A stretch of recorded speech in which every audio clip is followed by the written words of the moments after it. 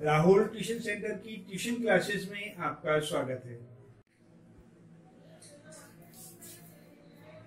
ठीक है, तो हम अर्थमेटिक प्रोग्रेशन की बात करते हैं। अर्थमेटिक प्रोग्रेशन को जब हम लिखते हैं तो एक सिंपल सी एक एग्जांपल ले लेता हूं मैं, सिंपल सा वो ले लेता हूं मैं। 10 का टेबल ले लेता हूं, इसे मैं मिटाई देता हूं, वो लगता है। हमने 10 का टेबल ले लिया है, 10, 20, 30, 40, 50 और ऐसे ऐसे बढ़ाते चले गए हम, और इसे हमने आगे बढ़ा दिया 200 तक। हमने 100 तक नहीं छोड़ा, 200 तक बढ़ा दिया। तो जो इसका पहला हिस्सा है उसे या तो हम A कहेंगे या A1 कहेंगे। इस वाले हिस्से को A2, ये वाला हिस्सा A3, ये A4 और ये A5 कहलाएगा, और ये वाला हिस्सा जो होगा वो AN कहलाएगा। ठीक है, तो इसे हम A या 2 मानते हैं, और इसे हम लास्ट टर्म भी बोल सकते हैं। ठीक है, तो ये चीजें हमारे पास में हमें ध्यान होनी चाहिए कि इन्हें क्या क्या बोला जाता है। तो ये जो प्रत्येक जो नंबर है हमारे पास में, ये जितने भी हमारे पास में ये नंबर लिखे हैं हमने, ये सारे सारे टर्म्स हैं, और उनके नीचे जो नंबर लिखा हुआ है वो टर्म का नंबर है। टर्म नंबर 1, टर्म नंबर 2, यानी कि कहीं कहीं आपको T1, T2 भी लिखा हो सकता है, T1, T2, T3 ऐसे भी लिखा हो सकता है। तो टर्म के लिए कहते हैं, लेकिन हमारी बुक में A शब्द यूज हुआ है। ठीक है, हमारी बुक ने A यूज किया है। We use A for the terms, so that we write A1, A2, A3, A4 और A। ठीक है, तो ये AN हो गया हमारे पास। क्लियर? तो हमें करना क्या है, इसमें ये टर्म होता है। ठीक है, इसे हमने टर्म बोल दिया। तो टर्म हम अलग अलग हिसाब से देखेंगे। एक तो हमारे पास में आता है टर्म, ठीक है, और यहां पर एक चीज और हमें दिखाई दे रही है। टर्म के बाद में आता है CD यानी कॉमन डिफरेंस।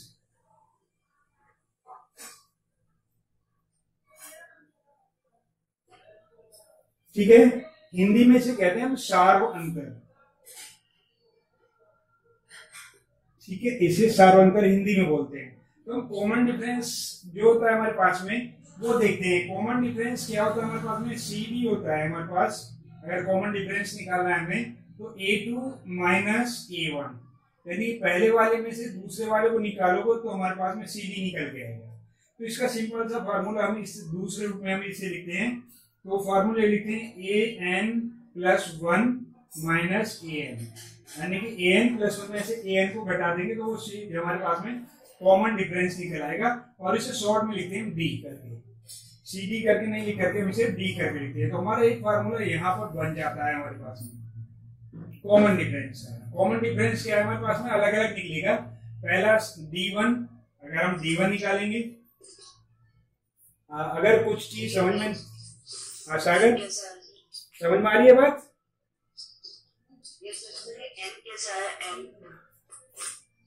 जो N नंबर है, ये जो हमने नंबर लिखा है ना, ये जो नंबर है, ये पहला नंबर 1 नंबर, ठीक है, इसके लिए N 1 है, इसके लिए 2 है, इसके लिए 3, 4, 5 और ये N हो गया। तो ये N कोई भी हो सकता है हमारे पास में नंबर। ठीक है, हाँ, तो ये कोई भी नंबर हो सकता है। अब हम D1 निकाल रहे हैं, तो इसका मतलब हो गया A2 में से A1 घटा देंगे, क्योंकि N की जगह 1 लिखा, तो 1 प्लस 1 इक्वल टू 2 हो गया, 1 घटा देंगे तो D1 निकल आएगा। और D2 निकालेंगे तो क्या करेंगे, A3 में से A2 लेस करेंगे। भाई ये 2 है ना, 2 प्लस 1 3 हो गया, माइनस A2 हो गया। तो ये हमारे पास में CD निकालने का तरीका है, कॉमन डिफरेंस निकालने का एक सिंपल सा तरीका है। अब हमें करना क्या है, इसमें हमने टर्म पता लग गया हमें टर्म क्या है, ठीक है, और कॉमन डिफरेंस भी पता लग गया हमें ये क्या है। ये दो चीजें हमारे पास में क्लियर हो गई। ठीक है, तो कॉमन डिफरेंस इनके बीच का डिफरेंस है। अब हमारे पास में आता है AP है या नहीं है। ठीक है, ये AP यानी अर्थमेटिक प्रोग्रेशन, ठीक है या नहीं है हमारे पास में, या समान, हिंदी में कहते हैं समांतर श्रेणी, समांतर श्रेणी बोलते हैं इसे हिंदी में। ठीक है, तो समान अंतर श्रेणी। ठीक है, तो समान अंतर का मतलब होता है इनके बीच में जो अंतर होगा वो समान होगा, तो AP में है, नहीं तो नहीं है। यानी कि अगर हम यहाँ पर देखें, अगर D1 इक्वल्स टू D2 अगर है, ठीक है, अगर ये है तो ये समान AP में है। ठीक है, तो AP हमारे पास में है, और यदि D1 और D2 ये हमारे सेम नहीं आते हैं तो ये AP नहीं है। ठीक है, ये तीसरा रूल हमारे पास में बनकर के आ गया। क्लियर हो गया? तो ये हो गया हमारे पास में। अब हमें क्या काम करना है, इसका जो मेन जनरल फार्मूला है जिसे हम कहते हैं जनरल फार्मूला, उस पर आते हैं। तो जनरल फार्मूला बनता है हमारे पास में किसी का एन नंबर निकालना है, यानी कि यही नंबर निकालना है। तो वो कितना होगा, an equal to a plus n minus 1 into d. ये जो n है दोनों सेम है। ठीक है, तो यहाँ पर an का मतलब है n1 number, last one number, और a का मतलब होगा a1। ठीक है, दोनों लिखे ना यहाँ पर। ठीक है, इस a का, और d का मतलब क्या हो गया, ये कॉमन डिफरेंस। ठीक है, एक फार्मूला हमारे पास में ये आया।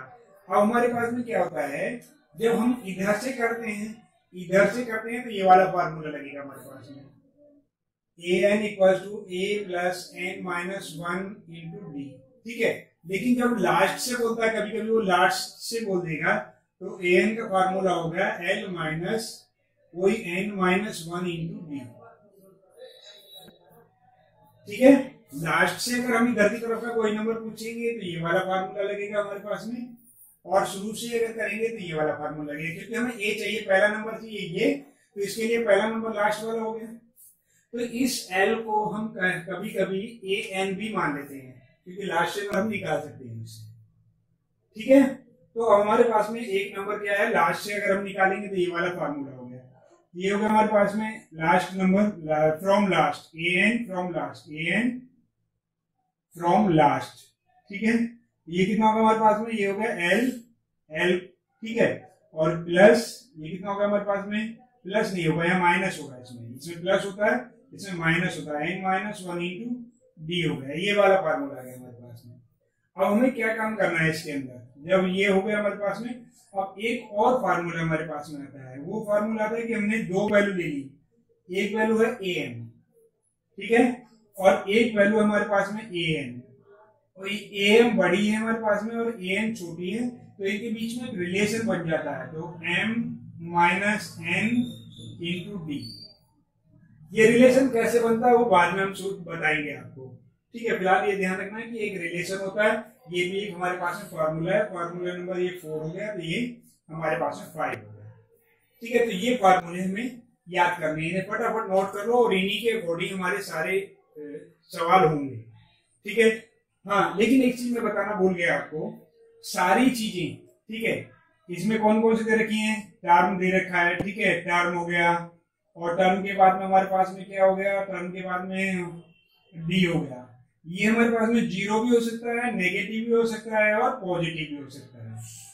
ठीक है, लेकिन जो n है वो हमेशा पॉजिटिव होगा, ना तो जीरो होगा, ठीक है, और ना ही वो नेगेटिव होगा, ये दोनों नहीं होंगे। ठीक है, यही होगा, ये ध्यान रखना है। ठीक है, और ना ही फ्रैक्शन नंबर में आएगा, n जो है ना ही फ्रैक्शन नंबर होगा। फ्रैक्शन नंबर समझ रहे हो ना, रेशनल नंबर भी नहीं होगा। तो ये हम नोट कर लो इसे फटाफट। फार्मूला हमारे पास में an equal to a plus n minus 1 into d. a1 निकालना है हमें, तो कितना होगा हमारे पास में, a plus 1 minus 1 into d. ठीक है, कितना हो गया, a। ठीक है, a2 निकालना है हमें, कितना होगा, a plus 2 minus 1 into D, a plus 1 D. Clear हो गया? ठीक है, फिर हमने a3 निकाला, a plus 3 minus 1 into D, a plus 2 D. फिर हमने निकाला a10, a plus 10 minus 1 into D, कितना हो गया, a प्लस 9d। ठीक है, फिर हम निकाल लें a51, तो ये कितना हो जाएगा, a प्लस 50d। लिख सकते हैं ना, लगाओ, इसको लगा दो। और डायरेक्ट अगर आप ये वाला यूज करना चाहते हो तो ये वाला तरीका या ये वाला यूज करना चाहते हो कर सकते हो, कोई दिक्कत नहीं। ठीक है, लेकिन अगर आप फार्मूला लगा के करोगे तो आपसे गलती के चांस कम हो जाते हैं। वैसे कोई दिक्कत नहीं है, दोनों में से कोई से भी कर सकते हो, एक ही चीज है हमारे पास। ठीक है, ये हमारे पास में सीधा नंबर लिखा हुआ है, हमें नंबर लिख रहे हैं जैसे हमने यहाँ पे लिखा ना। ठीक है, तो वो हमने लिख करके दिखाया, 2 था या 2 लिख करके दिखाया, जो भी नंबर होगा उसे लिख करके दिखाया। ठीक, चलो, यदि आपको हमारा प्रयास अच्छा लगा तो कृपया इसे लाइक कीजिए, इसे सब्सक्राइब कर बेल आइकन प्रेस करें तथा अपने जानकारों और दोस्तों में ज्यादा से ज्यादा शेयर करें। धन्यवाद।